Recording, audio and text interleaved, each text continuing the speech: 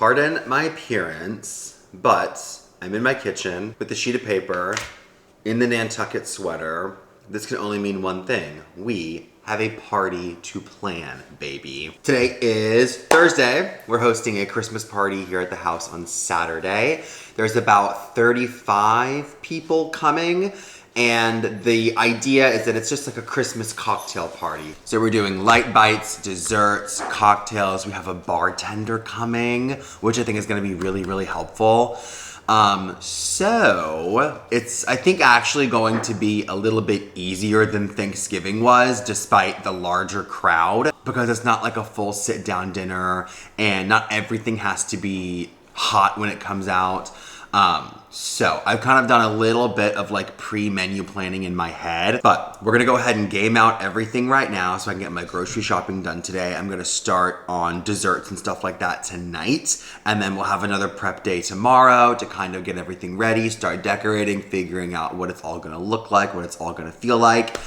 And then Saturday, people aren't coming over until 7, so we'll have like all day Saturday to plan also. So I'm feeling good about this one, but y'all know the drill. I'm gonna take my piece of paper and fold it in thirds. This is how I like to plan for my parties. Here we go. Christmas cocktail party. Oh my God, I just saw my hair in the monitor. And I apologize. Step into my office. Ignore the dirty pan right there next to me. I have kind of like a little system for how I like to plan my events. So I take a piece of paper and I fold it in thirds. This first column here, this is our menu. This middle column here, this is my shopping list. And this last column, this is the most important one. This is my game plan. So what I'm gonna do when. The whole thing is like cocktails, light bites, desserts. It's not like a big sit down dinner or anything, but we are gonna do caviar, chips, and creme fraiche. I'm gonna skip the blinis this time. I did blinis with my caviar on New Year's and no one really ate them. Then I wanna do some kind of pigs in a blanket. Then I ordered 2 smoked beef tenderloins, and we're gonna do those as like little crostini with a horseradish sauce and arugula. Then we're gonna do classic sausage balls with the Bisquick, the sausage, and the cheddar cheese. We're gonna do cream cheese logs ×2. I'm gonna do my bacon wrapped dates. Love those. Then I have some vegetarians coming, so I wanna make sure we have like some veggie options. So we're gonna do some caramelized onion and goat cheese tarts. Super easy. I just get like a little frozen phyllo shells. We'll caramelize some onions. You can even do a jarred onion jam if you want to make it incredibly easy. And with some goat cheese and some chive, and they come out so good. Then I'm gonna do some flatbreads. I'm gonna do them 2 ways. We're gonna do a margarita, and then there's a restaurant we used to go to called Red Rock Canyon Grill. If you know, you know. They had a flatbread on the menu that was so good. It was like Italian sausage and roast chicken, tomato, balsamic. It was really, really good. So we're gonna do Red Rock copycat flatbreads. Then that's it for the food. And then dessert-wise, I'm doing tiramisu. My friend Haley's mom is bringing one of her bundt cakes. They're so good. We're gonna make some that cookies, which if you saw our cookie video, you know what I'm talking about. My mom's gonna make a big batch of fudge. I'm also gonna do brown butter chocolate chip cookies. And then I want to do like a butter tower with baguette and French ham. And maybe like little radishes. I just think it would be a really fun moment. You can kind of come along and make your own little like tartine. Then I'm gonna flip this to the back. Drink wise, I'm gonna do Martha's punch, her Christmas punch. And then the bartender's gonna take care of all the basics. Like, so I'm not really gonna like sit here and write down that we have martinis, old fashioned. Like I have everything for that. Like I don't need to like re-enumerate it for myself. I am gonna pick up some more Milos. And then I know I need to go buy Aqua Panna, the glass water bottles. Also gonna grab some ginger ale and club soda. That's maybe more for my shopping list than for my menu, but you get the idea. So now what I do is I go menu item by menu item, and that dictates what needs to go on my shopping list. So it's great to do this in your kitchen. So you can kind of say, okay, I actually already have the creme fraiche, or already have enough cream cheese. I have whatever. Obviously, I need caviar. I need the potato chip, I need creme fraiche, I need chives, and then we're gonna grab some puff pastry. And then I'm gonna do like a mustard sauce to go with that. And then for my beef tenderloin, I already had the tenderloins, but I'm gonna need Baguette ×2. I'll probably wait to get the bread on Saturday morning so it's nice and fresh. And then I have a horseradish. I think I have pretty much everything for the horseradish sauce. I'm gonna go ahead and get the arugula. For my sausage balls, I'll need cheddar cheese and I will need breakfast sausage. For my cream cheese log, let me go check if I have enough cream cheese here. I think I do. Sure enough, I do. So I don't need to buy cream cheese, but I do need to buy the crescent rolls. Bacon wrapped dates. Obviously, I'm gonna need bacon. I'm gonna need dates. I'm gonna need goat cheese. Goat cheese is going in multiple things, so I'll just get 2 big ones. And then I like to stuff a little Marcona almond in the center of my bacon wrapped dates, so I'm gonna grab those. For the onion and goat cheese tarts, let's get some onions. Actually, let's do shallot. Caramelized shallot and goat cheese tarts. That sounds great. I'll need my mini tart shells. Then for my flatbreads, I get the pre-made dough, and I'm gonna do one of them gluten-free. So I'm gonna see if there's like a gluten-free pizza dough mix that I can buy or a pre-made gluten-free crust that we can just toast in the pizza oven. So I'll kind of have to see what's available. Let me see if I have canned tomatoes for the sauce. We're gonna grab tomatoes. We're gonna get basil, and then I'll need fresh mozzarella. I will need Italian sausage, chicken breast. For the tiramisu, I know I will need Savoiardi, S-A-V, I think it's O-I-A-R-D-I. And then I'm gonna go ahead and just get more eggs for the Savoion that we need to make. And then I'm gonna need mascarpone. And then, I'm pretty sure I have cocoa powder to dust on top. I do, but it's like kind of old, so we'll go ahead and grab a new cocoa powder. For the that cookies, I have pretty much everything I need. I might pick up more Reese's dough. For the fudge, we need marshmallow cream, and then my mom needs margarine, and she has specified blue bonnet margarine. And then I'm gonna go ahead and grab more unsalted butter. I'll need that for the cookies. Otherwise, I have everything else because I already bought my chocolate. And then we're gonna need French butter, French ham, cornichons, and radishes. And then for Martha's punch, I know I need pomegranate juice, cranberry juice. See what else goes in it. Club soda. I might have club soda. Yep, I do. Although I am gonna go ahead and get another one for the bartender to have. Lemon juice, simple syrup, and then cranberries, which I have. Otherwise, I still needed a couple things from the liquor store. I needed Lambrusco. I wanted to get some Nowadays. I need a bottle of Belvedere and some good martini olives. I'm gonna get some Miller High Life. Sometimes. Let's get some Guinness too. My uncle might like a Guinness. They sell the glass Aquapana there, and my brother needs Malibu. It's a party, baby. Like me 5 minutes ago saying this is gonna be easier than Thanksgiving, and now I'm looking at it and I'm like, oh, okay. Now is where things get interesting. We need to plan out what's gonna happen when so that all of this can work.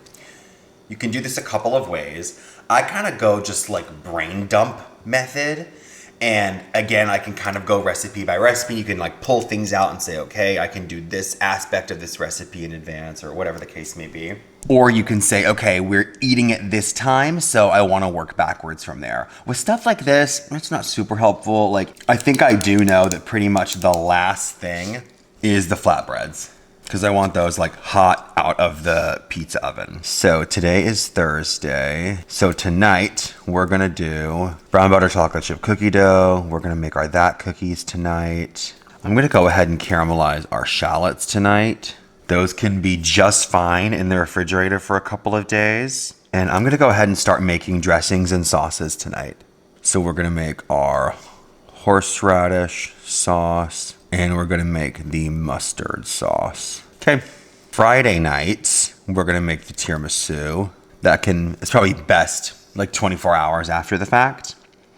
Friday night, I'm also going to assemble the bacon wrapped dates, and I'm gonna assemble our pigs in a blanket. I've never really made the sausage balls. Obviously, you make like a bunch at Christmas and kind of eat on them for a couple of days, but I don't really want to serve like 2-day-old sausage balls at the party. Those are so freaking easy, so I'll probably just take care of those on Saturday morning. Oh, also on Friday, I'm gonna go ahead and make our pizza sauce, and I'm going to do all of the toppings. So like we can brown up all the Italian sausage, we can pre-roast the chicken, we can pre-shred the cheese, we can get the sauce ready, all that kind of stuff can happen on Friday. That'll be a big one. I think that might be it for Friday. I'm gonna leave a little room in case I wanna add anything. Maybe I can get my mom to do fudge tomorrow. That'd be great. Saturday morning, we're gonna bake the cookies. We're gonna bake the sausage balls. Probably Saturday, starting at like 4-ish is when all this other stuff's gonna have to kind of cycle in and out of the oven. So we'll bake the dates. We're gonna bake the tarts, bake the cream cheese logs. And right before, we're gonna do our flatbreads, and then we're just gonna have to like assemble everything. So caviar station, okay, Saturday morning drink station's gonna need to happen. We're gonna put out the punch, and then that afternoon, set up the dessert station, and then Saturday afternoon, we're also gonna bake the pigs. Caviar station, pigs in a blanket, tenderloin station, cream cheese logs, bacon wrap dates, tarts, flatbreads, tiramisu, that cookies fudge, brown butter chocolate chip. Oh, the butter tower. I'm gonna go ahead and put my butter out to soften tomorrow. Maybe I'll do that Saturday morning. Oh, also on Friday, I can prep the radishes and the cornichon. So hopefully the only game I really have to play on Saturday is just cycling everything through the oven. And what's nice about a lot of these is that these are pretty much fine at room temperature. Sausage balls are fine at room temp. Tenderloin is fine at room temp. The pigs in a blanket are fine at room temp. I have a caviar server to keep that cold. Bacon wrap dates are fine at room temp. The tarts are fine at room temp. And then I can just focus on getting the flatbreads right. Then I think we'll be in really good shape. Bartender's handling all the drinks set up, so that's really wonderful. I am gonna assemble the punch myself. And I think that's it, you guys. This is gonna be such a fun day. All right, with that, I'm gonna go place multiple grocery orders for pickup later today, just to get everything that I need. So I'm gonna do like a liquor store order, a regular grocery order, so I don't have to like shop for all of this myself. The grocery stores right now are like, it's bazongas, it's crazy. So I'd like to minimize that if I could. So I'm gonna go do that, but oh my God, let me show you all the punch bowl that I bought. You're gonna get a kick out of this. So here is our beautiful punch bowl for our Martha Stewart Christmas punch. Look at the ladle that I ordered without realizing how teeny tiny it was. I guess we're doing shots. Anyway, I'm gonna go order my groceries, and I'll see y'all later this afternoon for our first little prep evening. Well, we're back. Yeah. However, at the end of the day, I really love a grocery haul, so I'm gonna do one. It's not really like an any order. I'm just like trying to put this away. I've got crap in my fridge, needs to come out before I can fit everything. It's a mess, but I wanna go ahead and get my meats in the refrigerator. This is split chicken breast for the pizzas. This is boneless, skinless chicken breast for our dinner tonight. Then mild Italian sausage for the pizzas, breakfast sausage for the sausage balls, and bacon for the bacon wrap dates. We also got our French style ham and these Wagyu hot dogs for our pigs in a blanket. Paper towels, whole bunch of shallots for our caramelized shallots, and goat cheese tarts. I'm gonna put these away. Also going that direction, I've got limes and jalapenos. So we're having Christmas at my grandma's house the day after this party, meaning I'm not gonna want to get up and make anything for that like the morning after, before we leave. So I'm gonna have to do that kind of as part of my prep work for Saturday. And I'm bringing like a dip duo with guacamole, a spicy pimento cheese, and chips. So limes and jalapenos for the guac, jalapenos for the pimento cheese, you got it. 3 poblano peppers for dinner tonight. I'm doing white chicken chili. Grapes, I'm gonna wash these before I put them in the refrigerator, otherwise they'll just sit in there and rot. Then another dozen eggs. I need plenty of eggs for our tiramisu. Anything else to the refrigerator from here? Oh, cranberry juice. Margarine for the fudge. Then my friend David is coming. He celebrates Hanukkah. So I wanted to have some like Hanukkah things out. So I found these really adorable Hanukkah pretzels. And then we have some gelt, little chocolate coins. So we'll set out a big bowl of the gelt and this kind of on the dessert table. I think it'll be really cute. I kind of went nuts in like the random candy section. These just look good. Chocolate hazelnut pralines, sure. We have our savoiardi for the tiramisu, tomatoes for our pizza sauce, marshmallow fluff for the fudge, my energy drinks because mommy's gonna need one, golden rice, that's for dinner tonight. Same with these white beans for the white chicken chili. I'm gonna set all this off to the side. Then a whole bunch of avocados for the guac that I have to make. I specifically ordered these underripe so they'll be ready in like a couple days when I need them. And I needed a spare caviar spoon, so I got another mother of pearl spoon for that. I own one, but I cannot find it. Then I loved these in Italy, little baci chocolates, so I got 2 boxes of those. Vanilla extract, red onion for my guac. This is refrigerator. This is, I'm gonna stack my pantry stuff over here. All right, the best chips. Covered Bridge from Canada. I got some Totopos crunchy tortilla chips for our guac and pimento cheese like dip duo that I'm making. If you ever had the dip duo at Hillstone, that's kind of what we're going for. But I did not want to make homemade chips, so these are great. Nice and super, super crunchy. Arugula for the tenderloin. Some radishes for our little butter station. Butter, just like regular unsalted butter. I needed fresh basil and fresh chives for 2 of the recipes. We have pomegranate juice for the punch. Then I get the pre-made pizza dough for my flatbreads. So I have 4 regulars. And then my aunt is gluten-free, so I got a gluten-free pizza crust mix to make at least 1 gluten-free pizza. A pile of mascarpone cheese. I'm not quite sure how much I'm gonna be making yet, so I said let's just get a bunch. Fresh mozzarella, goat cheese. 2 of the recipes have goat cheese, the tarts and the bacon wrapped dates. Sharp cheddar cheese, creme fraiche for the caviar. The caviar's in the fridge already. Pitted dates for bacon wrapped dates. Marcona almonds. I stuff a Marcona almond in the center of my bacon wrapped dates and they're just so yummy. Cornichons, pimentos with pimento cheese. And then we're giving away some really fun door prizes and stuff. Like we're gonna raffle off a few things. One of those prizes is like a Yeti cocktail shaker with a bottle of vodka, and I wanted to include some blue cheese olives. So there's that. Plenty of Milos. I got a sweet, a lemonade, and an unsweet. So those need to find a home. More club soda, ginger ale, and then off to the camera, I'm not gonna lug it over here, is the entire liquor order. I got bottled water, a couple things I had to pick up, like another bourbon, another gin, another Lambrusco. Anyway, I'm gonna go put all of this away and go about my day, and then I'll see y'all back here this evening for our first little prep time. We're gonna start with all of our cookies and stuff here in a few hours. Mommy has some things to take care of in between, so I'll see you in a second. Good evening. You guys, I've just cleaned up from dinner. Ready to settle in for a productive, I don't know, hour or so in here. I think we can do all this in about an hour. I'm having a little Santa Claus Coca-Cola. Don't mind if I do. Food-wise, we'll talk about that in a second. Let's talk about what's in front of us right here. I thought I would just show you all this because I just unpacked all of it, but we placed a order from Lennox. Their like annual sale was happening and got quite a few things for the party. I just wanted to show you. So I got 4 sets of these appetizer plates. They come 6 to a set. Are those not adorable? All dishwasher safe.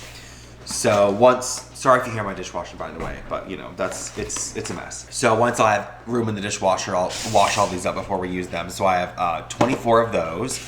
And then I got 2 of these really beautiful hors d'oeuvre trays. I love the creamy color. I love the green trim. They look really classic. So 2 of those. And then picked up this really adorable decanter set with this like holly print on the front, and it comes with 4 glasses in a coordinating design. That's not so lovely. These are hand wash only, so I'll wash these up here shortly. But anyway, I thought those were just precious, so I wanted to show y'all that. So let's get all this put away. All right, let's talk shop, shall we? So on tonight's list, we are going to do the brown butter chocolate chip cookie dough. We're gonna make the that cookies. That's what we call those little Reese's peanut butter cup cookies you make in the mini muffin tin, so we'll make those. We're gonna make our horseradish sauce, our mustard sauce, and we're gonna caramelize the shallots for our mini tarts. I've gotten a wee bit of a head start on that. You can probably see it in my eyes, but onions drive me insane. So I did all that off camera just to spare you. Ooh, that Coke is good. On tonight's to-do list, let's remind ourselves, brown butter chocolate chip cookie dough. We're gonna make our that cookies, caramelize the shallots, and make the horseradish sauce and the mustard sauce. Let's get this pot over like a medium-low heat. And I've got like some weird odds and ends of butter in the fridge that we're gonna use up. Random little tablespoon. There we go. Just let those melt. All right, butter is all melted. This is 8 large shallots that I've sliced. All right, I'm just gonna let these kind of caramelize and do their thing over a really low flame. And we can store these in the refrigerator for a few days because I won't really assemble the tarts probably until Saturday. Just gonna keep these going, covered, and I'll come by and stir them every so often. So, let's go ahead and take care of the 2 sauce recipes that we're making tonight. We're gonna start with the horseradish cream sauce for my little tenderloin toasts. In here, I've got, give or take, about 8 ounces of sour cream. It's just whatever was left in my refrigerator. A couple teaspoons of Dijon. Then I like a really horseradish sauce. So this is an extra hot prepared horseradish. I'm gonna do about that much. We can always go up from there. Little Worcestershire, couple shakes, couple teaspoons, and then salt and pepper. Don't skimp on the black pepper. And then day of, if you wanted, you could stir in a big handful of fresh chives. That would be really nice. There we go. Yep, I want more horseradish. Boom. I want to like really feel it coming out of my nostrils. I just love that kind of spice. Horseradish, wasabi, it's one of my faves. I still want more. Otherwise, I'm really liking the balance of all the other ingredients. Yeah, there we go. That's nice. Sauces like this are great things to prep in advance. This can just sit in the refrigerator for a few days. Not a big deal. Let's pop a lid and a label on Miss Thing. Horseradish sauce. Horseradish sauce. Ready to go. All right, quick update on our shallots. These have been going just all night so far. I'd say we're roughly 45 minutes to an hour in. These smell amazing. I've got them over just the most gentle, low flame. I'm gonna let them keep going, but I am going to take the lid off now, see if we can't reduce just a little bit of the liquid in there. And I am gonna add a little salt, and there we go. All right, hello. Well, slight technical problem. I have no more room on either of my SD cards. My laptop is full. My only external hard drive is full. Long story short, we're switching to the phone. Boring technical stuff that you don't care about, that I don't care about, so let's just move on. Sorry for the sudden dip in quality. We'll get things back on track tomorrow. So, over the break, I went ahead and meased out my ingredients for our brown butter chocolate chip cookies, which are in this bowl. And then I remembered that my friend Haley really wanted more chocolate salami on Saturday. So I was like, well, I already have all the stuff. Let's just go ahead and make the chocolate salami because that can just like totally chill in the fridge for a few days. Not a big deal. So I am roasting some pistachios and hazelnuts in the oven right now. Let me go check on my pistachios actually. Those might be about done. Those look great. Hazelnuts need just a couple more minutes. So we're gonna let those do their thing. And I think I'm just gonna go ahead and knock the chocolate salami out first. When I ordered my Savoiardi for the tiramisu, I definitely over-ordered. I don't think I'll need both of these packages for one batch of tiramisu. So we're gonna use some of them for the crushed cookies in the chocolate salami this time. So let's do probably 3 of these sleeves. Oh my God, I'm like running out of bowls and everything. These will be perfect. Crush these up. Hazelnuts are done. Get these in a clean towel so I can take the skins off. All right.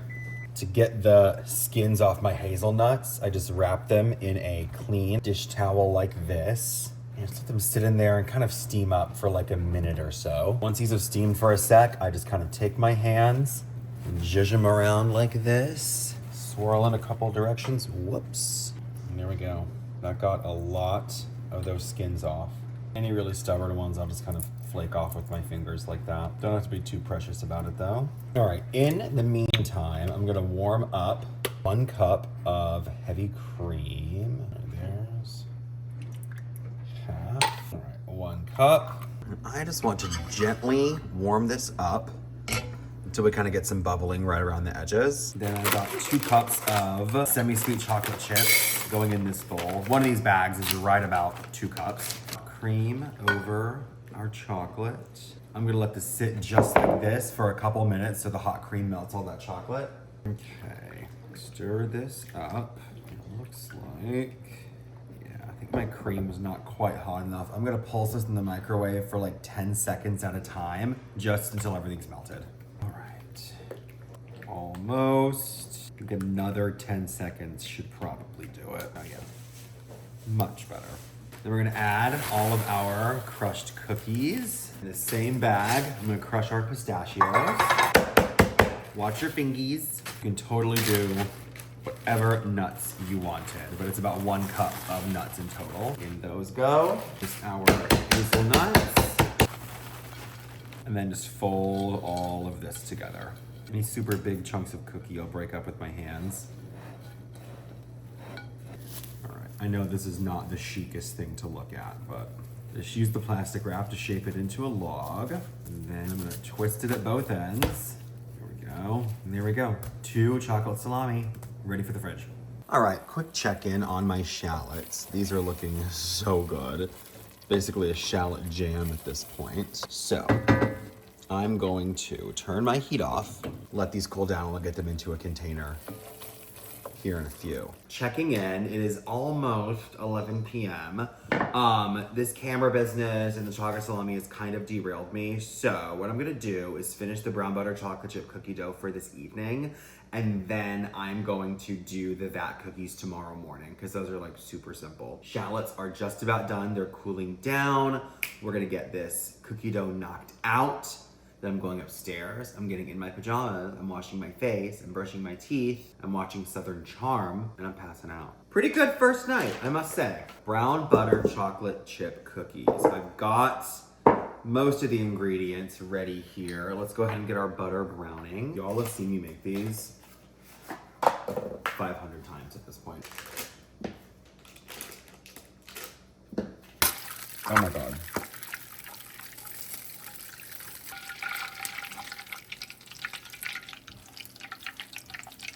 Into our bowl with the sugars.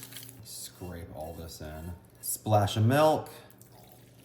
All right, whisking together our butter and the sugars.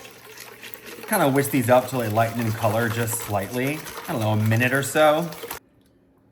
2 eggs. And a smidge of vanilla. Whip these in. Then for our dry ingredients, I've got 2 cups of flour, teaspoon of baking soda, and a teaspoon of salt. And I whisk these together.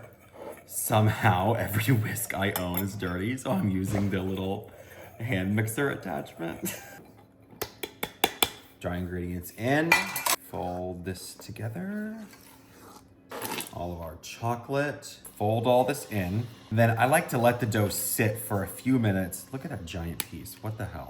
I like to let this dough sit at room temp and just firm up for a few minutes before I try scooping this out. It's far too runny right now, but if you give that butter just a couple minutes to start to re-solidify, they'll be the perfect scooping texture in just a few minutes.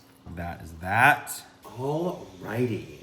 So let me show you what I did with the caramelized shallots. I spread them out nice and thin on a rimmed baking sheet. Anytime you need something to cool down faster or chill faster, if you can expand the surface area, it helps a lot. So I'm gonna scrape these into a... Guys, I cannot win with the technology this evening. My phone died. I don't know where it cut off, but anyway, I cooled down the caramelized shallots on a sheet tray, got them in this container. Those are in the fridge. I think we're pretty much ready to scoop these cookies and call it a night. What do you think? Well, in 2 days, you can have a chocolate chip cookie. Go. And then I'll just pop these guys in the freezer. Bake these on Saturday morning. Okie doke. I'm gonna go pop these in the freezer. And that is it for tonight. Thank you, baby Jesus. I don't know what was in the air. Started off strong. And then I don't know, I got frustrated with the technology stuff and I'm like, but Christmas spirit, everyone's happy, and I get to go to bed. The game of Tetris happening in that garage freezer right now. It's really something. Okay. All right. Brown butter chocolate chip cookie dough. Done. Caramelized shallots. Done. Only thing I didn't get to was the that cookie, so I'm gonna go ahead and put that on for tomorrow. Otherwise, we did pretty good. I'm leaving these dishes for tomorrow morning. I'm out of sight, out of mind. I'm not gonna care right now. And I will see y'all tomorrow morning for our big prep day number 2. Okay, we're back for day 2 of Christmas party preparations. It is about 12:30 right now. I'm gonna see what I can knock out by about 3 p.m. And kind of whatever I get done, that's gonna be it. I have other things to get to today. But I think if we work really efficiently, we can probably knock this out here in just a few hours. So I'm gonna start with the that cookies, which I did not get a chance to do last night. Y'all, last night, I was like overstimulated. I was hating my life, ready for Christmas to be over. But today, I'm a new person. So here we go. And when I tell you these could not be any easier, it's the truth. So I'm taking the Pillsbury Reese's peanut butter dough, and it comes in, you know, little pre-portioned bricks like this. Basically, the way I do it, you get 3 cookies out of 2 pieces of dough. So I rip off kind of like a 1/3 piece. The 2/3 goes in the muffin tin, rip off another third from the second piece of dough, and there you go. There's 2 more cookies. So I'm gonna continue on. So I'm gonna do 48 of these right now, because I'm telling you, people eat the crap out of these and they can take some home if they want. We can keep some on hand for us to have on Christmas. Never a bad idea to make a ton when they're like this easy. It's good dough too. Okay, that worked out perfectly. All right, oven is preheated to 350 degrees. These are gonna go in for about 9 to maybe 10 minutes or so. And in the meantime, we get to unwrap 48 peanut butter cups. This is riveting content. Imagine me at 6 years old just standing here and unwrapping a billion of these. That is the Wallace family Christmas experience right there. I'm so behind on my wrapping, I can't even tell you. Like, I've not wrapped a single present.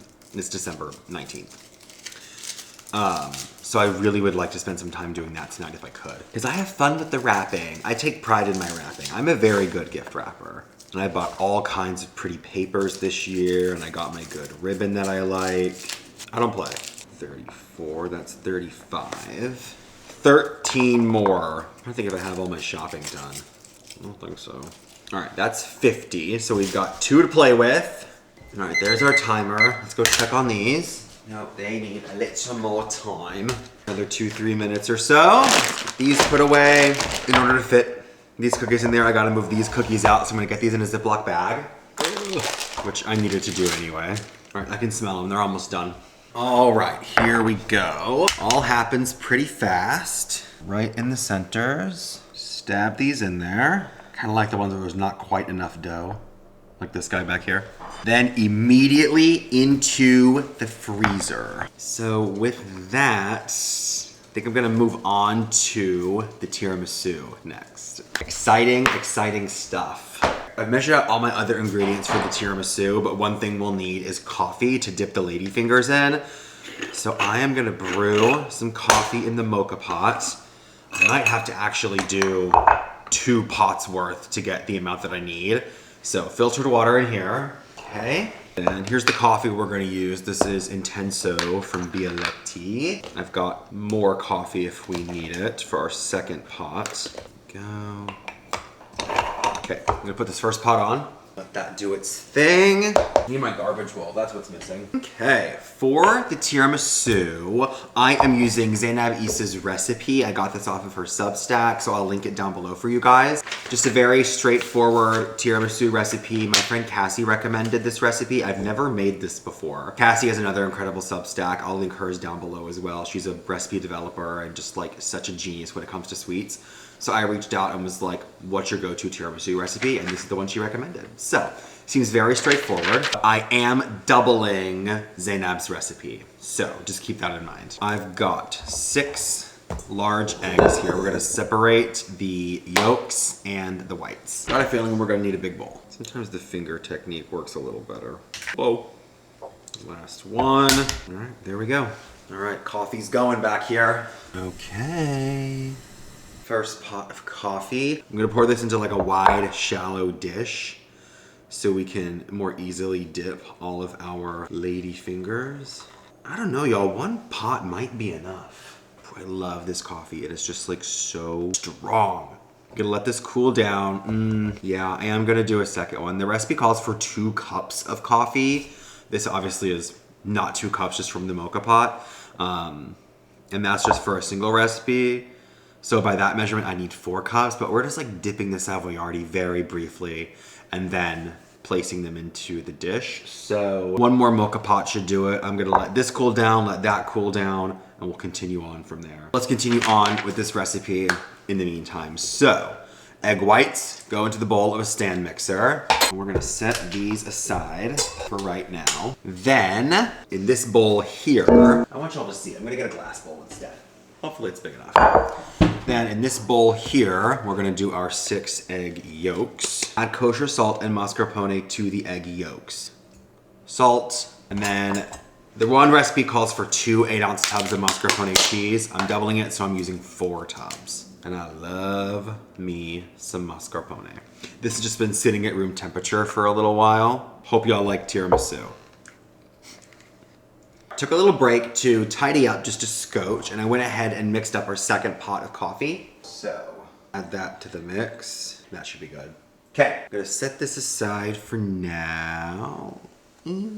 Carefully. Let that cool down, and we're gonna finish up the sabayon in the meantime. I also have gotten out my trifle dish that I'm gonna serve this in. And then I also was digging in the pantry, and I did find this 95% cocoa chocolate that I bought by mistake. I don't use this dark of chocolate in my cookies, but I wanna use it, so I think I might do some shavings of a really dark chocolate in between each layer.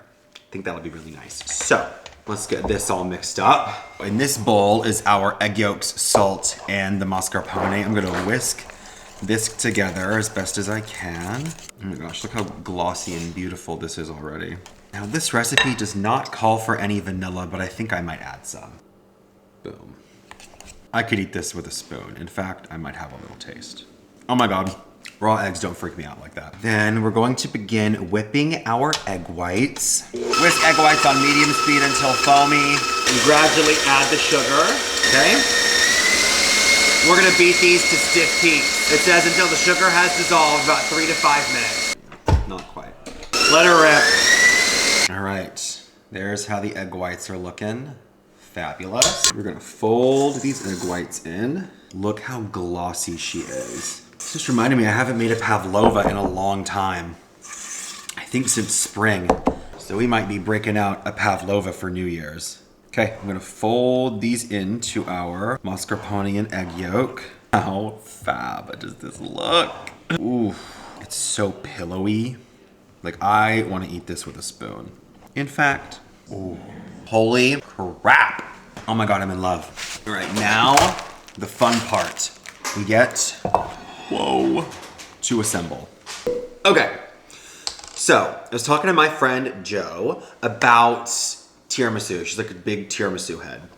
And I said, what are your like best tips? And one thing she said was she adds Baileys to her coffee. I'm not a big Baileys fan, but I am gonna add some coffee liqueur, just a scotch, just to make it, you know, kind of special. Got my lady fingers. I'm gonna go ahead and open up a couple of these packages. The recipe calls for 7 ounces. This is a 14-ounce package, and because I'm doubling, we'll use probably 4 of these sleeves. Got my beautiful trifle dish. Kind of set up my assembly line here. We're adding our chocolate shavings. I'm gonna take 1 ladyfinger at a time, quick dunk in the coffee, and then right in the bottom of our dish. I'm not like holding them under there like you would, like if you're dunking an Oreo in milk. It literally is just like dunk, out. Nice and quick. Dunk, out.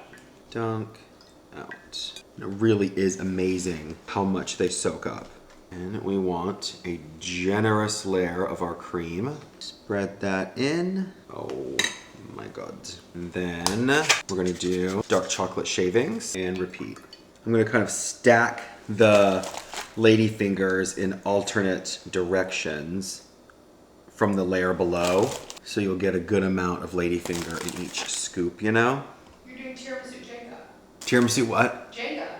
It's literally tiramisu Jenga. You're so right, mama. And onward we go, baby. All right, cream. I'm doing probably 3 of these big scoops.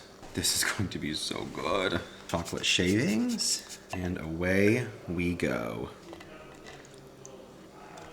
See if we can't wedge one more right here in the edge. We can squeeze in one more on the edge right here. All right, the rest of this cream on the top. Oh my God, how fun is this, you guys? And then we are gonna do cocoa powder and more chocolate shavings on the very top. I'm gonna wait to do that until Saturday because I don't want the cocoa powder to like leach in there overnight and such. Oh my God, I'm getting impatient. This is gonna be crazy good. I just need to like see what this is gonna be like. We're doing a little tiramisu dipper. When those cookies get nice and soft, that's gonna go crazy. All right, in the refrigerator, this goes. I'm gonna clean up and we're gonna check our list and move on. We're back, I've tidied up.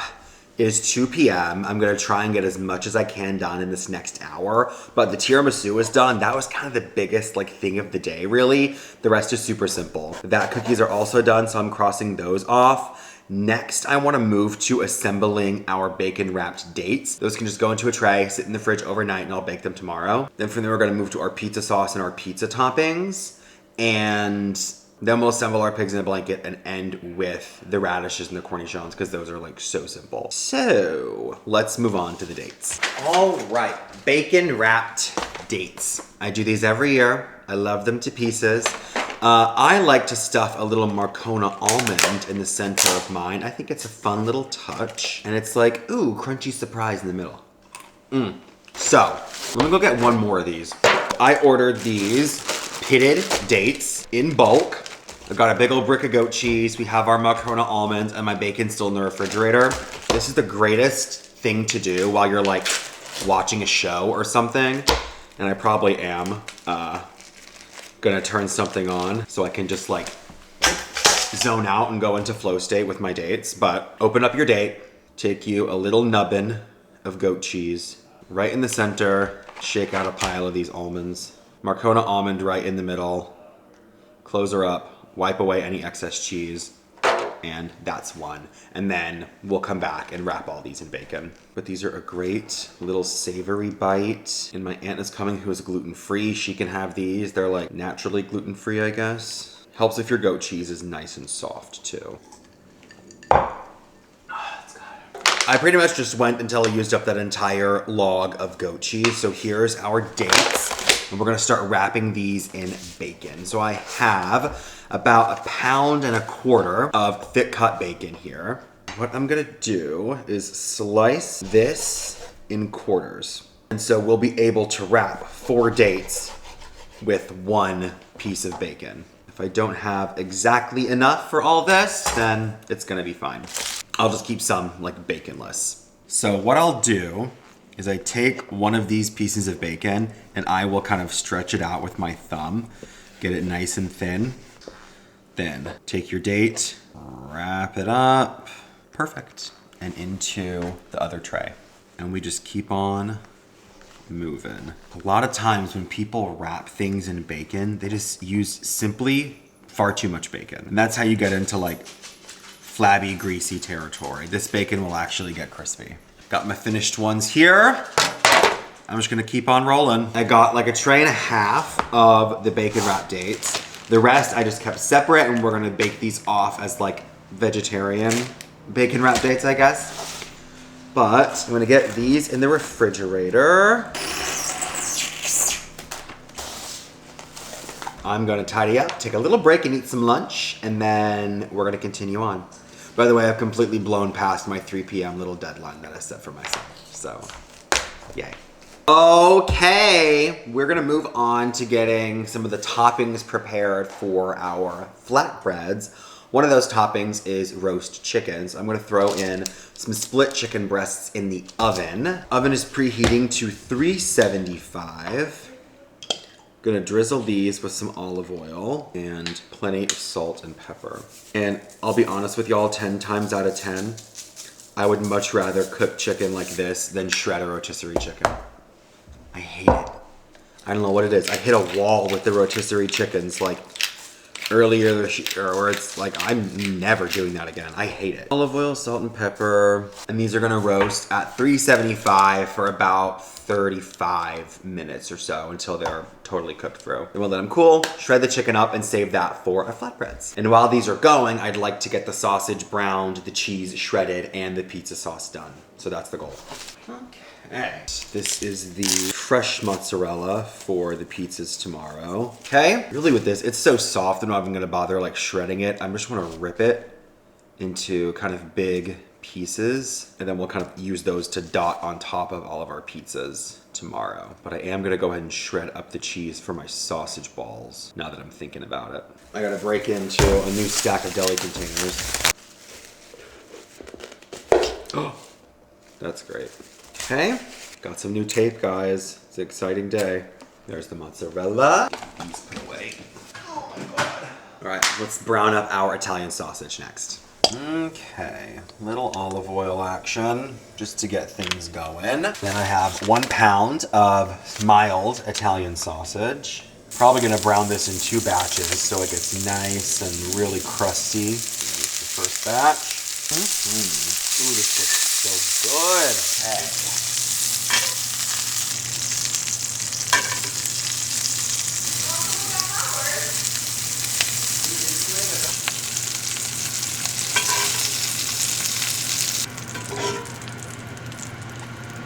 Fab.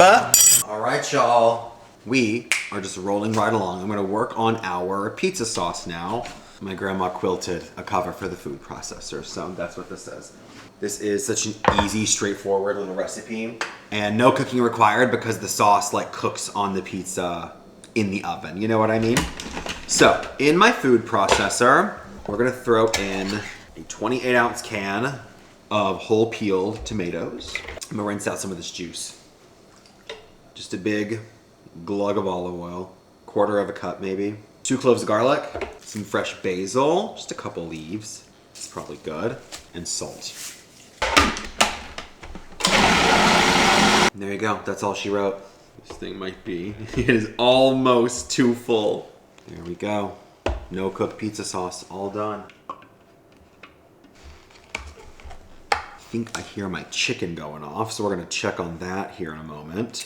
I don't know if I like this tape. I'm deciding. Pizza sauce. All right, in the fridge till tomorrow. Let's see how this chicken's coming along. Another 10 minutes or so on that. There we go, perfection. Sausage is cooling down. Get that in a container shortly. I'm gonna clear the decks and then let's see what we wanna do next. Any other toppings that I need to prepare? I do think I am gonna go ahead and shred the cheese for my sausage balls while I'm thinking about it. And then maybe I'll go ahead and prep the radishes and the cornichons in the meantime as well. The cornichons, I don't even really need to prep those. I'm gonna take them out of the jar. So let's just do the radishes. I'm gonna wash them, trim them, etc. And maybe I'll do some more chopping at that time. Like I'm gonna have chives on top of the tarts. I can chop my chives up. And I'll need chopped chives for the caviar creme fraiche service. So let's add chives to my list. But quick check-in, assemble the dates, that's done. Pizza sauce, that's done. Toppings are in the works. Greatness. This is covered in tomato sauce. That's great. Put this back. Yeah, I know. Yeah. Oh no, you'll love it. Okay. Yeah, you'll love it. I was like, actually, I want that. All right, there's the cheese. I'm gonna put on here cheddar for sausage balls. Cheddar for balls. I'm gonna get this Italian sausage in the refrigerator. Oh my God. There we go. All right, roast chicken is all done. I'm gonna let this cool before we shred that up. And then let's work on some chopping in the meantime. I'm just gonna do radishes and chives, that's it. Alrighty, there's all of our chives. Between the caviar and the tarts, we'll probably use all of them. Get these in a little container. And our radishes. I'm just gonna snip these off of the greens, and then we'll wash them up. Okay, let's see. I think for these, I'm just gonna do like quarters. Do the big ones in quarters and the smaller ones in halves. Okay, put these out in like a little bowl next to our butter service tomorrow with the French ham, baguette, little cornichons. It'll be really nice. There we go. Okay, our radishes and chives are all prepped. So that is one more thing off the list. Our chicken is cooled down. I'm gonna shred all of this. Probably won't use all of it, but we'll have some left over for something else. Okay, there's that. Gonna get these in my chicken bag for the next time I make stock, which I really need to do because my freezer is full. All right, that is all the pizza toppings done. So then all that's left is to assemble the puff pastry pigs in a blanket. So let's do that next. Knock it out. Flip this over to a clean side of my board. All right, I've got my frozen puff pastry. It's been thawing for a while, but it still feels quite cold. I'm worried about it cracking. Yeah, I'm gonna let this sit at room temp for a little bit, and we will revisit here in a few minutes. I'm gonna cut up our hot dogs. Where's my knife, you guys? That's what I'm talking about. I think I'm gonna do these in thirds. So you end up with a piggy about that big. What's great about pretty much anything with frozen puff pastry, like I do this with my cheese straws, for example, you can just assemble them and stick them back in the refrigerator or even back in the freezer, and they'll be just fine until you need it. Let me get my weenies in a bowl here. Let's see. I'm just gonna do a little bit of flour on the board. Now, I'm gonna need to make 36 triangles out of this. So let's see. You kind of got like 4 quadrants here. Let's see, guys. Is it 8 times 4 is 36? 8 times 4 is 32. 9 times 4 is 36.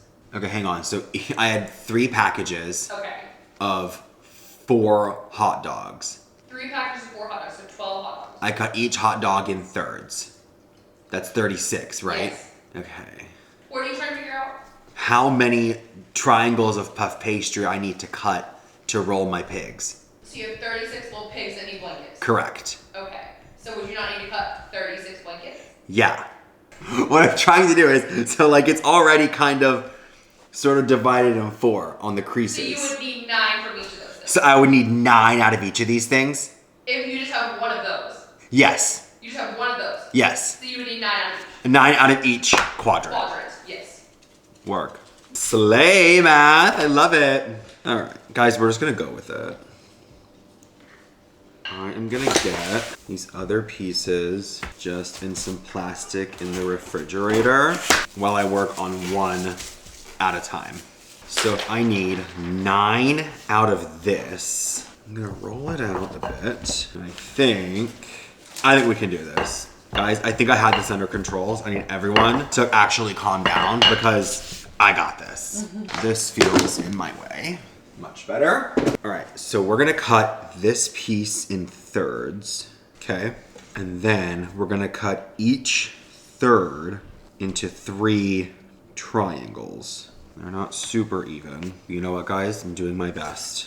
That's all that counts this Christmas season. Now, working one weenie at a time, I'm gonna roll up crescent roll style, and there we go. There's a pig. Okay, these look pretty good. There we go. There's our first 9. Get these on tray with some parchment, and we're gonna continue on. All right, here's our next sheet. These back in the fridge. This is like a 1/4 of a sheet of puff pastry. Then I'm gonna cut this into thirds. Cut each of those thirds into 3 equal-ish triangles as best you can. Then cut Kind of pull the base out, wrap up a weenie, tuck in the tail. Ta-da! All right, last couple pigs here. Oh my gosh, these are gonna be really, really good, you guys. Gonna throw a little plastic on these. These are gonna go in the refrigerator, and then tomorrow we'll bake these. I'll brush some egg wash on them, maybe a little sesame, maybe a poppy seed. I don't know, haven't decided. And we'll serve them with that mustard sauce that we made yesterday. Okay, I think that's all for today. Let's double check. Tiramisu, we got that done. Assemble the dates, we got that done. Assemble the pigs in a blanket, just did that. Pizza sauce done, toppings done. We prepped the radishes, we made the vat cookies, we prepped the chives. With that, I'm gonna leave you here and I will see you tomorrow for party day.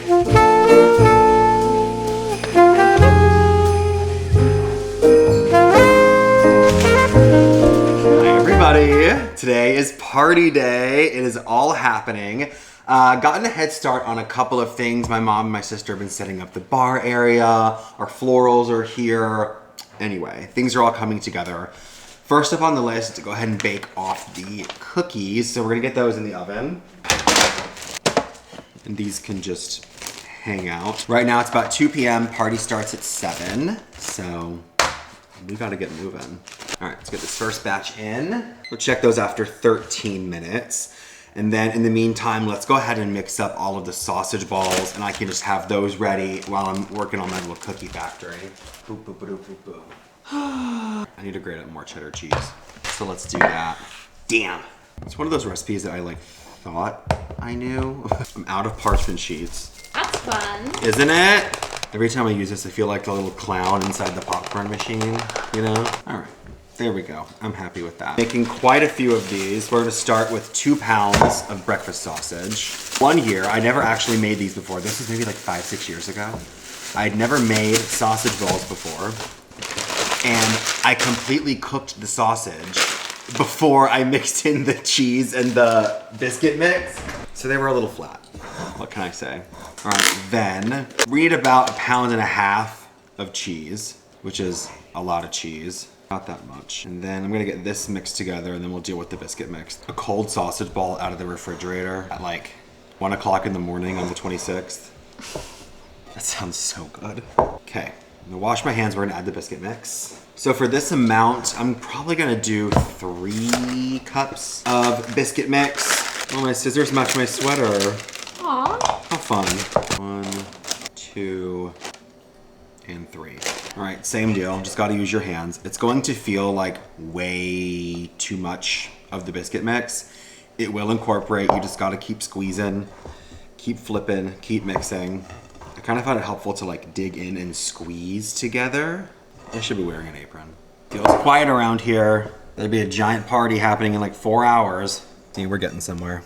Here's our timer for the cookies. All right, we're just about there. Oh yeah. Perfect. Set that aside for now. I'm gonna wash up a little plastic on this.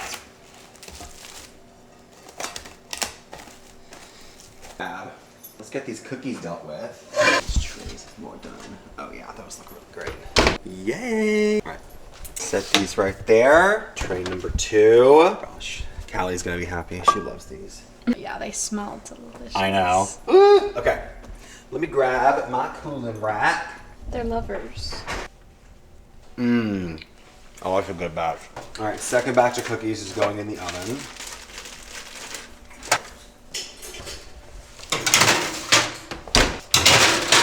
I find it better to cook them in the 2 ovens because if I have to rotate them, one batch is inevitably underdone on top and overdone on the bottom. So I'm choosing both ovens today. All right, I'm gonna sit here and roll out some sausage balls. My super aesthetic sausage balls. Ugh. Super aesthetic raw Super meat. aesthetic raw meat, guys. All right, I'm gonna set these off to the side, and then we will keep going with the cookies and let the last cookie batch come out. Sausage balls go in, and it's really just a game of like cycling everything through the oven. So after this, then we'll probably move to the tart. What time is it? It is 2:36. Great. Okay, this is a great example. I have a little small pile of dishes right here from the cookies. Actually, this one I'm gonna keep dirty. Let me just like give this a cursory rinse. But the rest of these, and I'll just go straight in the dishwasher so that when I'm done, I'm not like totally overwhelmed by all these dishes. Did you see me and Danny's tamale video? No, I need to go see it. We posted it like 2 days ago. Okay, that's probably why. I have to go look for it. Let's see how we're looking. Another minute or so on those. Yay! All right, quick check-in at like 2:50-ish. Bake the cookies, that's almost done. Sausage balls, that's almost happening. Drink station has been set up. Getting the butter softening, that is all done. From here, I think we're gonna move on to the tarts. Yep. We'll do tarts, then the dates, then the pigs. Set everything out, flatbreads last. And dessert, I'll probably bring the tiramisu out and finish that like halfway through the evening.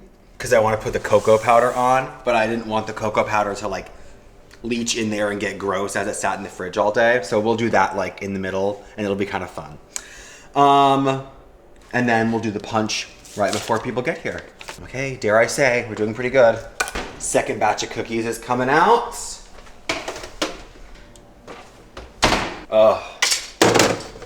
This is what it's about right here. Okay, I'm gonna let these cool briefly. I should have done a double batch of the cookies. It's okay, there are plenty of things. I know there's so many things. But like people fight over these. Oh, And I would too, I get it. Carly's coming, she loves them. Callie's coming, she loves them. My Uncle Reagan loves them. Carter, Max. Well, She's they'll out have here to claim theirs I when know. they get here. You want a coffee or anything? I'm okay right now. Okay. Oh, since those are out, I'm gonna crank the ovens to 375 because we're gonna bake our sausage balls at 375. In fact, I'm just gonna go ahead and throw these in.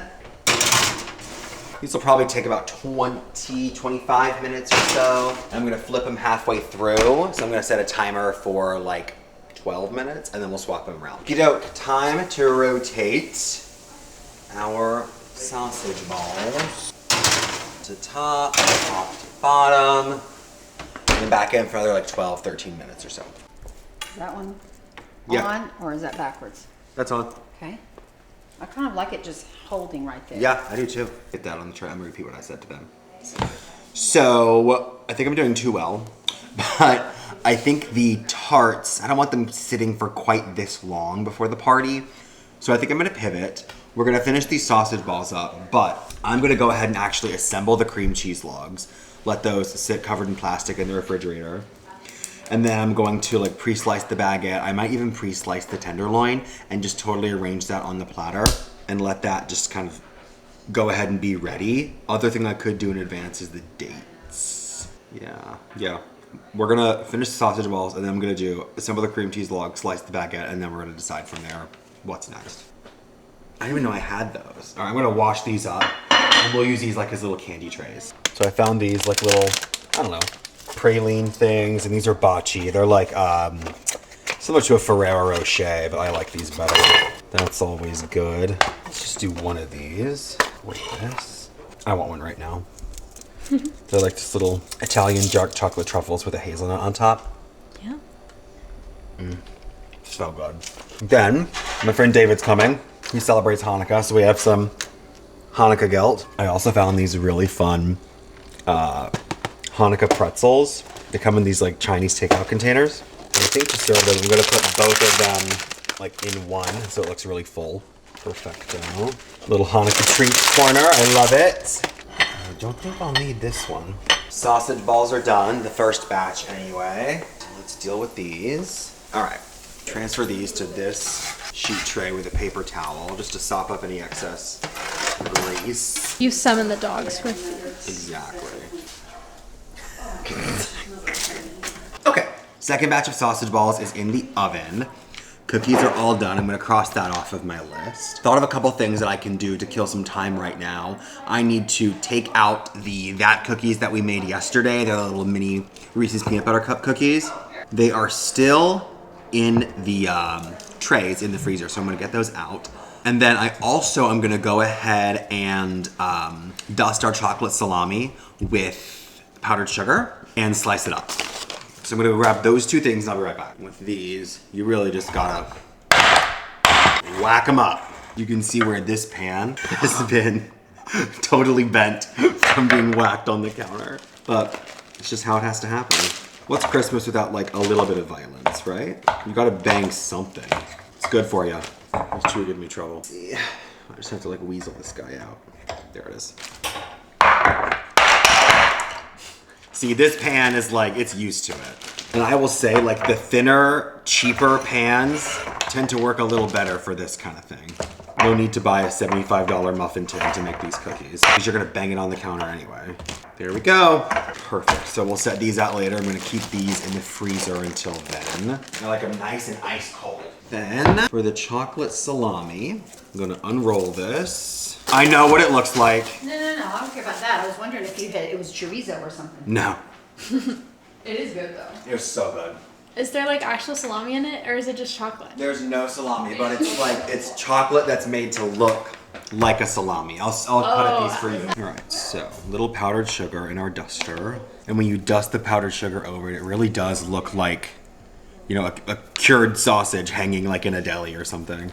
There's that one. There we go. And I'll show you on this one. Let me get a knife. But when you slice into it, it looks like a little piece of salami.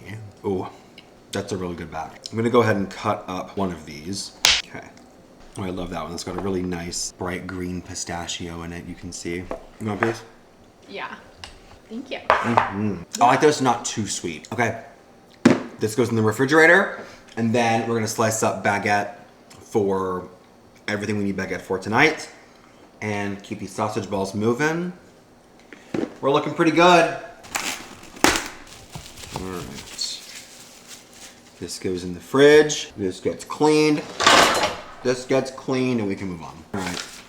I'm gonna slice some baguette for all the things I have to slice baguette for tonight.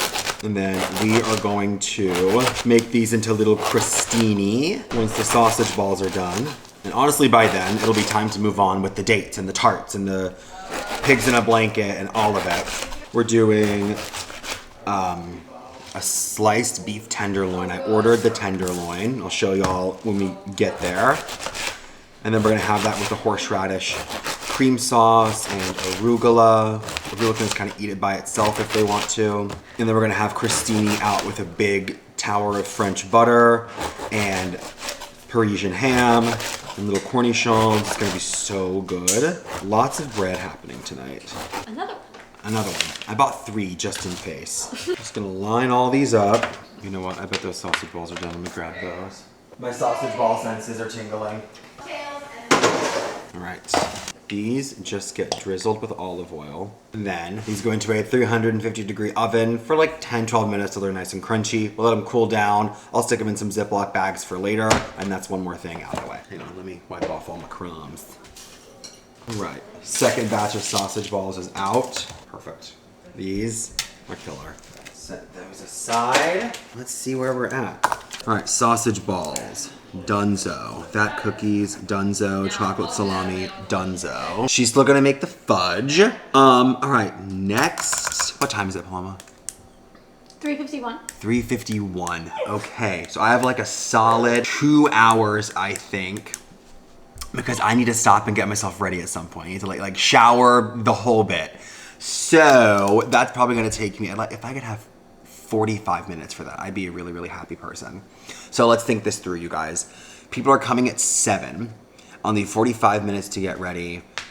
Then I'm gonna need like probably half an hour before company gets here to do the pizzas, but I wanna have like a little calm down drink before people get here.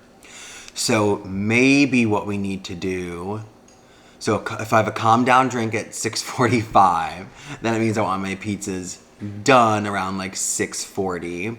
So I should probably start the pizza process at 6 o'clock, which means I need to get ready at 5:20.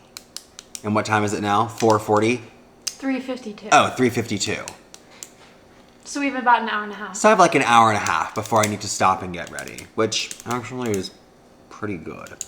So, perfect. Then let's go ahead and assemble the cream cheese logs next. And then we'll get the dates going through, we'll get the tarts going through. I'll set up the little dessert station, and then we'll set up the tenderloin. And I won't put the caviar out until we eat also, because I don't want that sitting for too long. And then we'll do the punch too.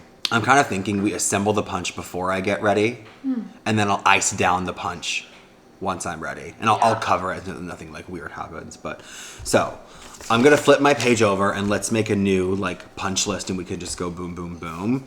So right now, assemble cream cheese logs, bake the dates, bake the tarts, assemble the punch, and then if I can, we'll assemble the tenderloin. And then I'm going to get ready. Then we're gonna come back, and it's bake the cream cheese log, it's make the pizzas, it's have a calm down drink. Ice the punch. Ice the punch, thank you. Let's ice the punch before I have my calm down drink. Ice the punch, have my calm down drink, set out the caviar. Yeah. Okay. Oh, and let's try and do dessert table before I go upstairs also. All right, let's get moving, you guys. Next is cream cheese logs. All right, next up, I'm gonna do 2 of my cream cheese logs for a group this size. 2 seems right. The day of whacking things. Yeah. There we go. All right, I'm gonna rip my crescent dough in half. Press your seams together as best as you can. Forgot about those for a second, but they're totally fine. Everybody calm down. Those go another like 2 minutes. I'm setting a timer. Okay. Garlic salt on top of the cream cheese. Dill weed on top of that.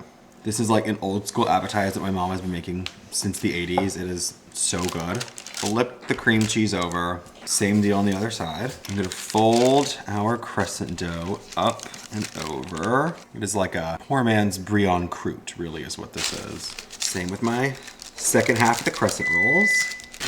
Same deal here.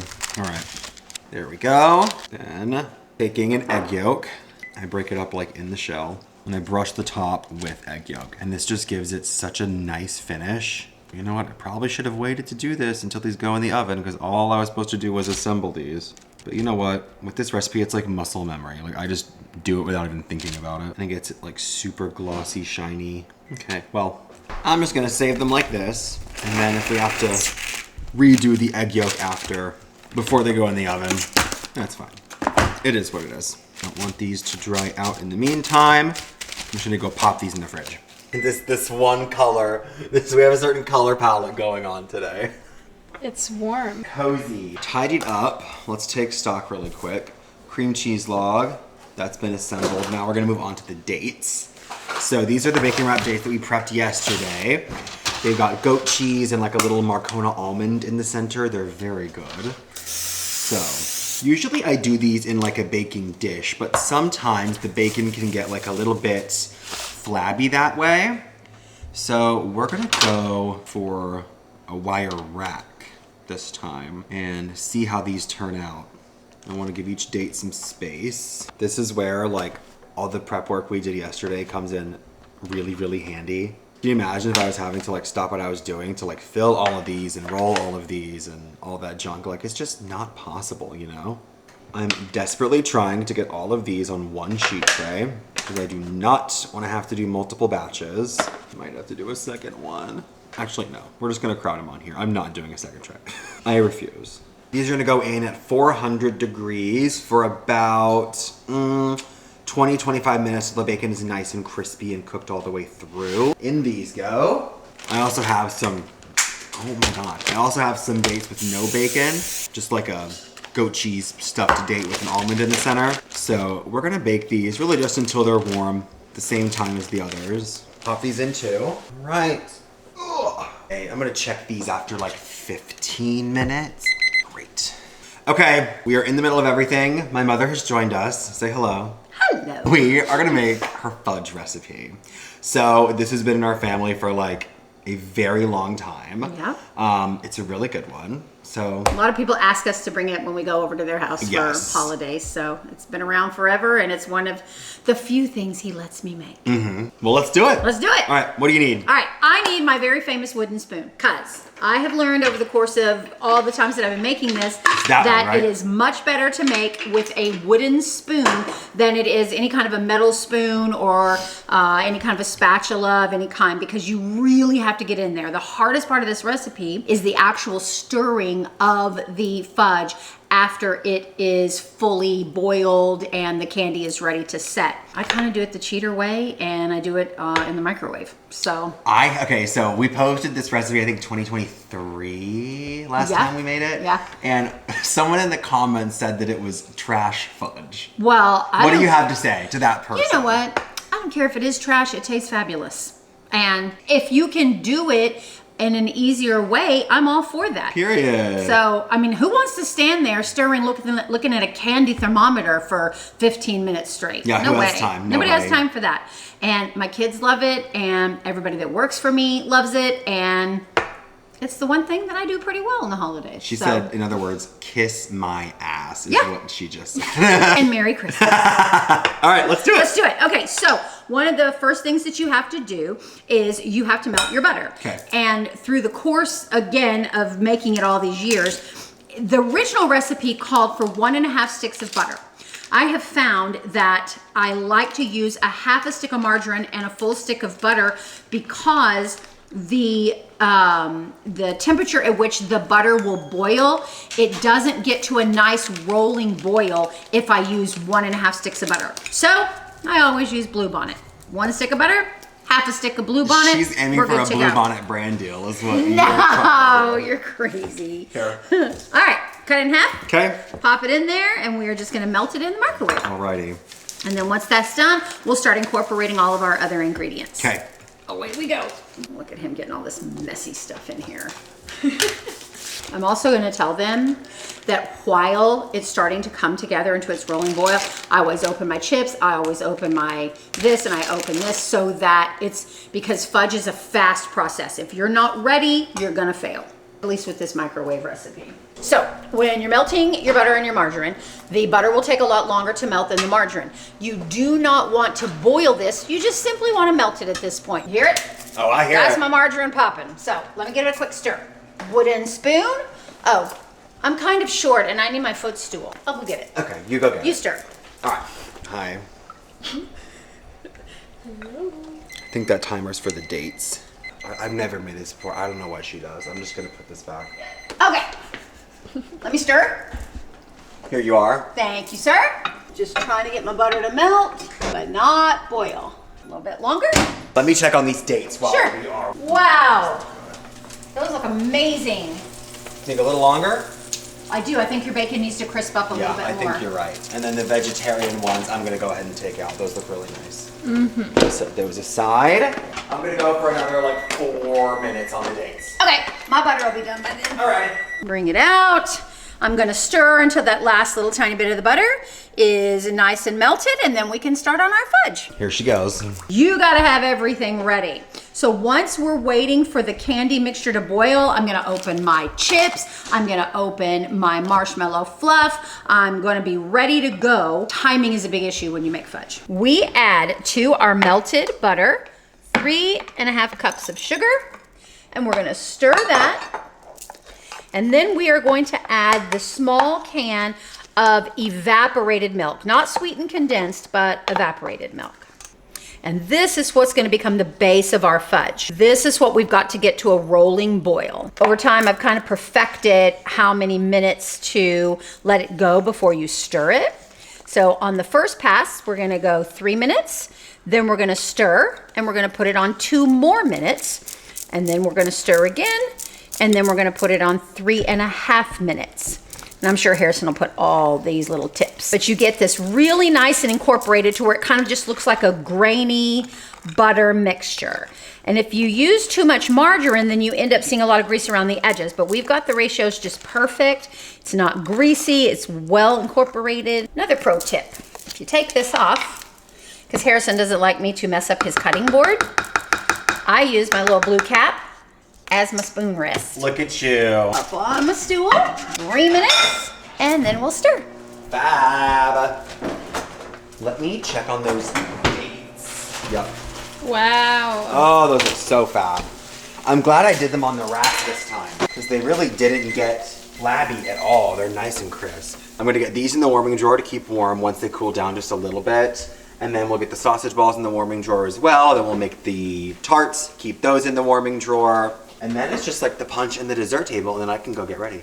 Perfect. So perfect. Tarts is like the last big thing we gotta do. Oh, I was gonna the put the pizza. tenderloin. Well, the pizzas. Oh my God. Gotta do the pizzas. Yeah, I do. You want to put a little bit.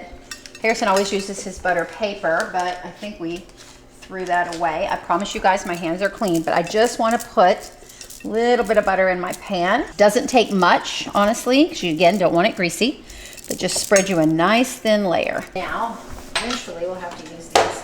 Oh yeah, do we have the silicone ones? We have an orange silicone. That works best because when you get fudge on it, it wipes off right immediately. So that's another pro tip. There's a ketchup packet in here. Just get up here, just give it a quick stir. It's not even close to boiling. It's just, you know, nice and warm. Just want to scrape the edges of the bowl so that it has the ability to boil evenly. So that was 3 minutes. And on the second pass, we will do 2 minutes. Yeah, those look amazing. What's in there? An almond and cheese? Yup. Goat cheese and a Marcona almond. At this stage, you can start to see it's kind of starting to boil up. And so it's not boiling over. It's just want to bring the stirring down, get the edges, because now we're going to go 3.5 minutes without stopping. And I'm going to stand here and watch it so that you make sure it doesn't boil over. That would be disastrous because then your ratios are off. This Corningware pan that I've been using for 20 years is the perfect size. Size matters. Size does matter. Okay. Yay! We're getting to critical fudge stage here in just a moment. We're looking for a rolling boil, and it needs to have the rolling boil for quite a while so that the sugar melts and you don't end up with crunchy, grainy fudge. So far, so good. All right, we're in the middle of our fudge party. I'm gonna throw the bacon wrap dates and our sausage balls in the warming drawer. And I think, you know what? I'm gonna throw some foil on these so they don't dry out on us, so things stay nice and hot. Okay, Paloma, I don't know if you can see this, but there is a nice rolling boil going on in my Corningware dish. Phone? Sure, I'd love to. Can you see it?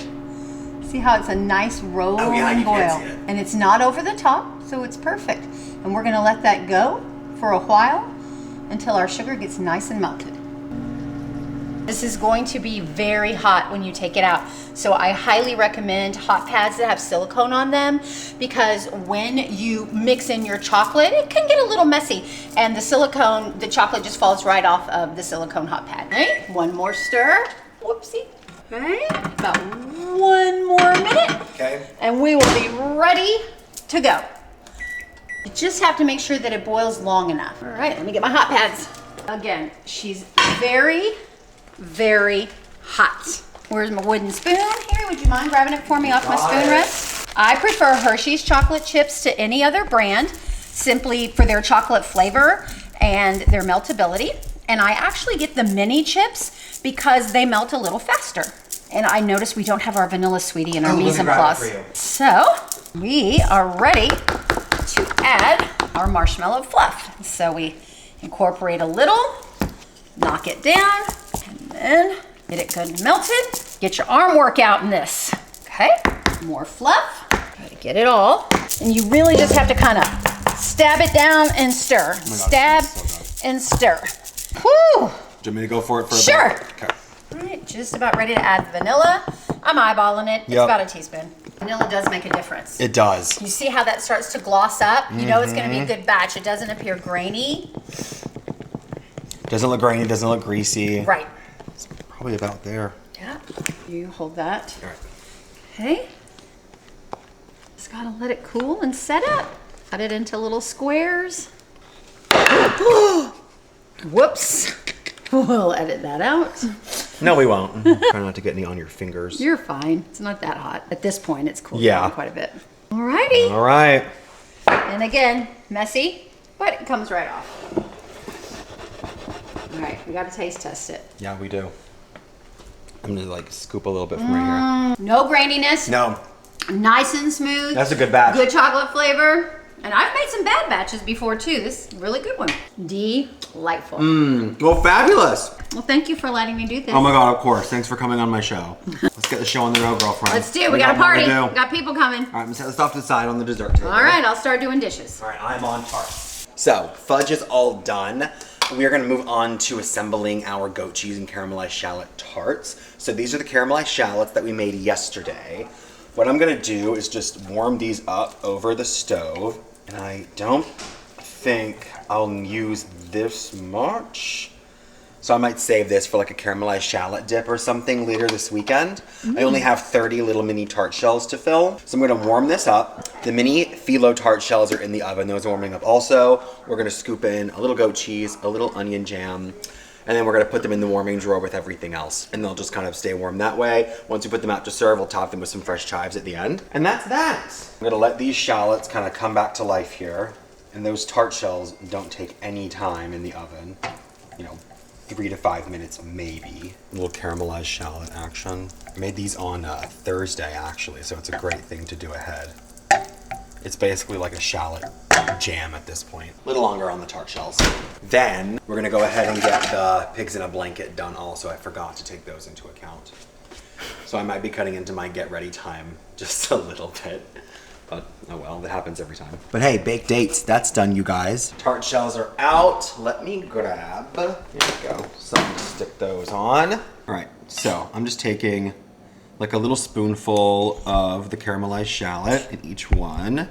I'm just doing like a little smidge of goat cheese right alongside the shallot jam. Great little canapé. Christmas is a canapé holiday. And these will be nice and flavorful. Something that's, yes, for the vegetarians, but doesn't feel vegetarian, if that makes sense. You know what I mean? And when these go into the warming drawer, the goat cheese will kind of start to melt a little bit. All right, I'm gonna pop these in our warming drawer. Okay. Whoa.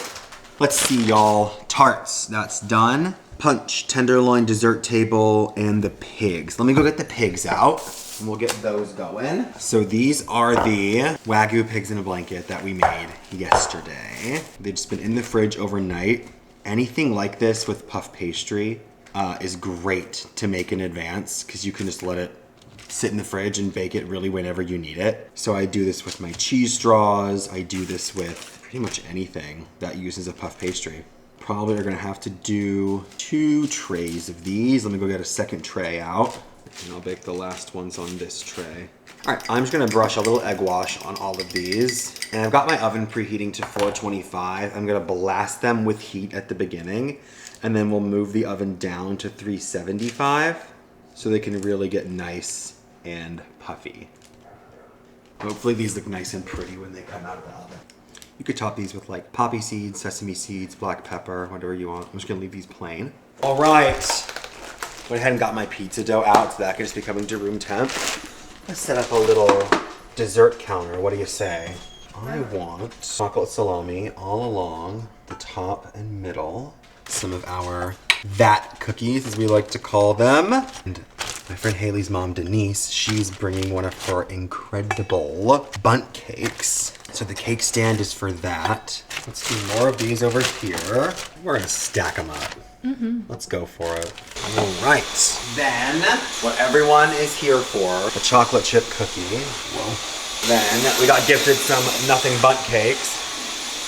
I'll just put these out.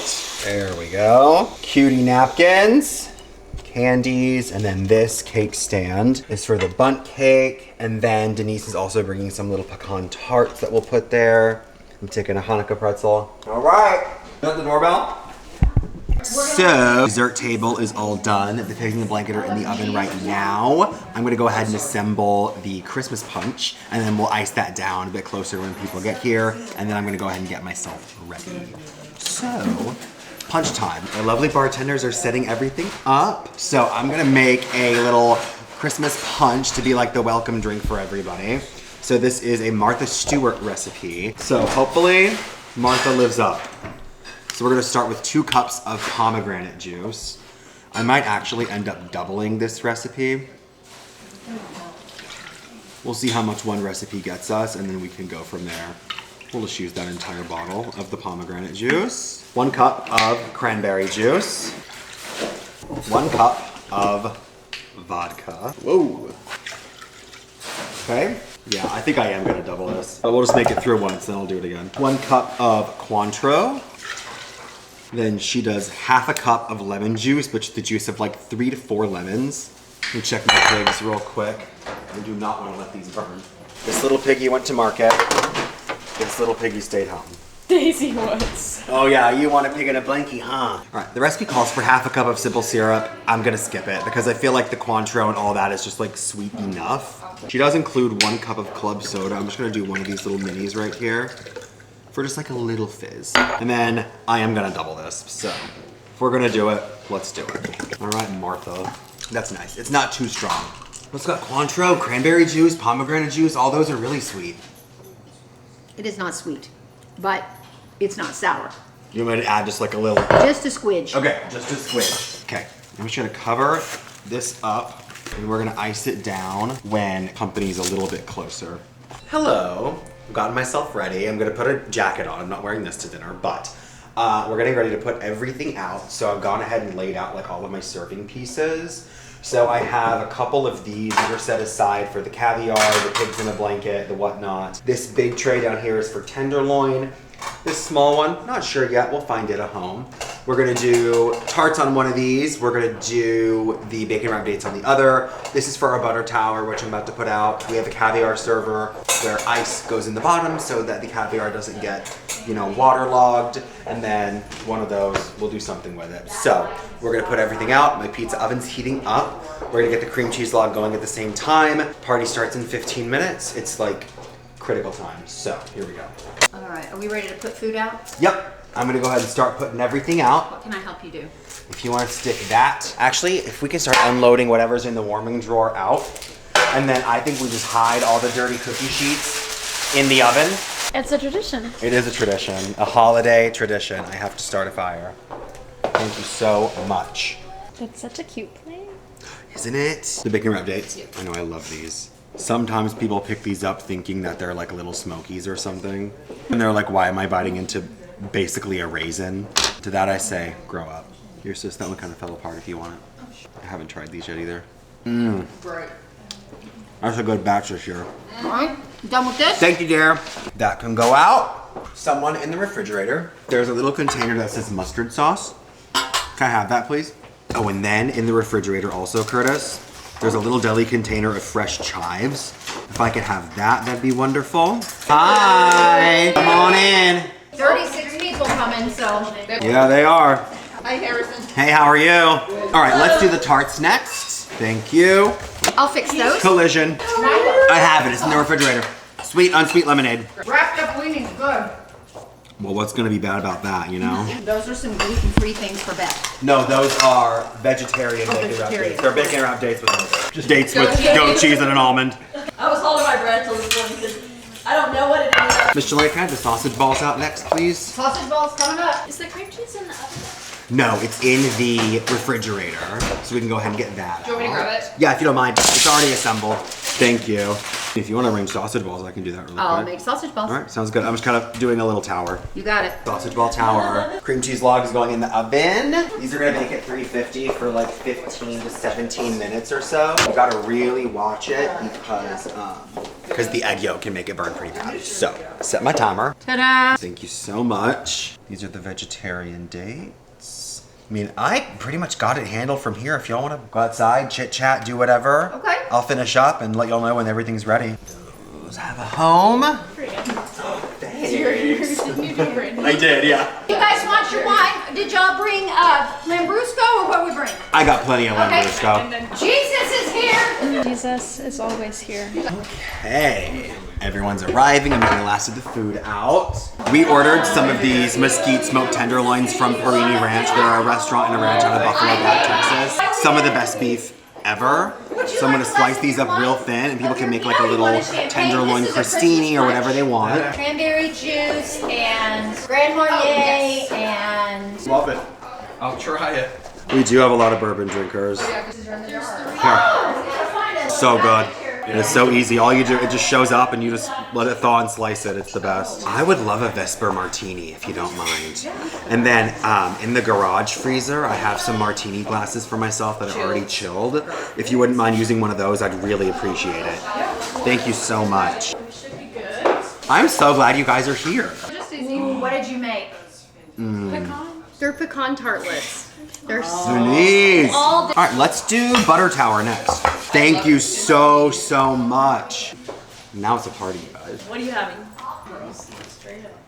And it was like 8 a.m. on like a Saturday. It was. That's really fun.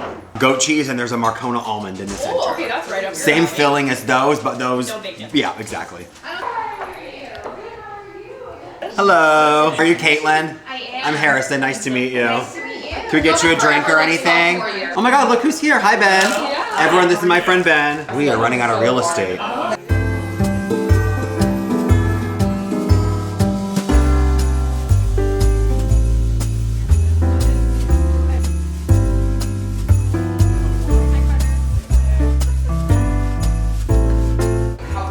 Hello. We're gonna do a little caviar. We're gonna do a little creme fraiche on the side. I don't have an actual caviar key, so I just have to like weasel this open. Anybody want to do a caviar bump? Come here, line up. Shot right off your hand. Who else? Come here, Cameron. Come here, Marlena. Who else? Paloma, caviar bump. Anyone? David? Carter? Does Caitlin want one? Yeah, she's coming. Come on, Caitlin. Oh, Pearson! Caroline, that's like $10. Come here, Caitlin. You want one? Come on, my dear. Hands in. Okay. All right, go for Thank it. you, Mr. Cheers. President.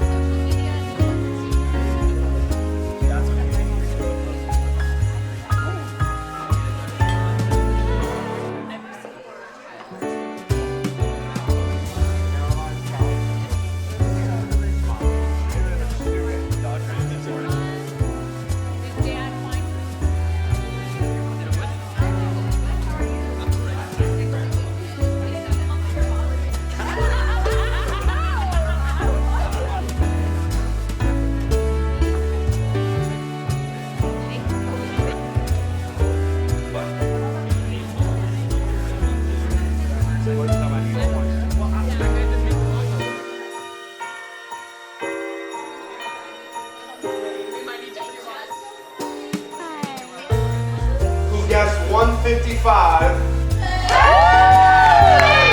was 2,563. So you got a guess? Winner Good job, Emo. with a guess of 2,396 was Danny. The winner who guessed 60 is Ben. We did it! Yeah, let's do it. Let's do door prizes. Everyone get out your red raffle tickets. Can we tell them what's in it? Ooh, I don't know. You do want the Sephora. All my it girls in the room. Pick one. Okay, first one. This one, because everybody can see what it is. Williams Sonoma s'mores, peppermint bark, peanut brittle, and chocolate covered grams. Calling ticket number 027. Cameron! All right, this one's a little interesting.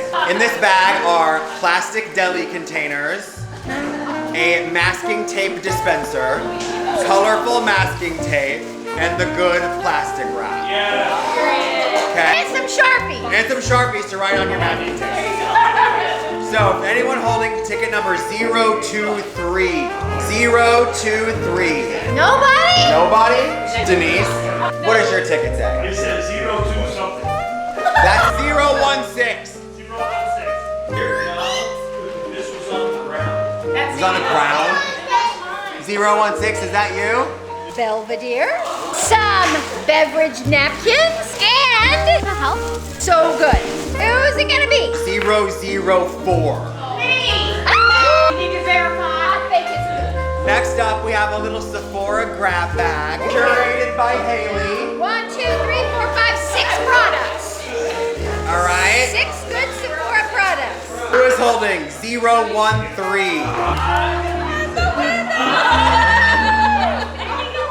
You're the winner.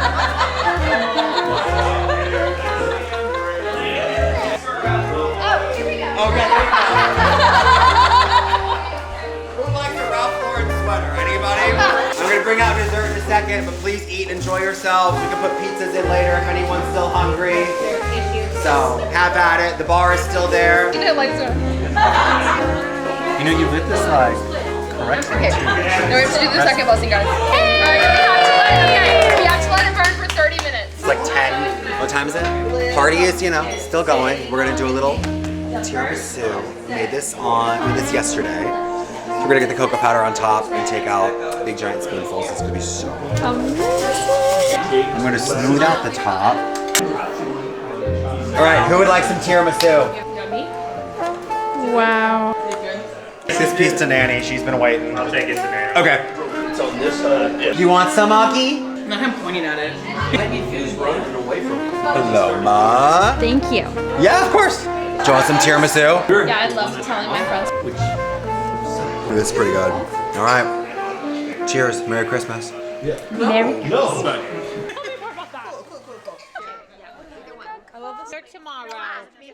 What's that? Look at that. It's a video camera. It's Harrison's. You say hello, Harrison. Hello, Harrison. I guess you call him H, don't you? H. H, yeah. Hi, H. Hi, H. Martini number 3. Merry Christmas, everybody. If you celebrate, happy holidays.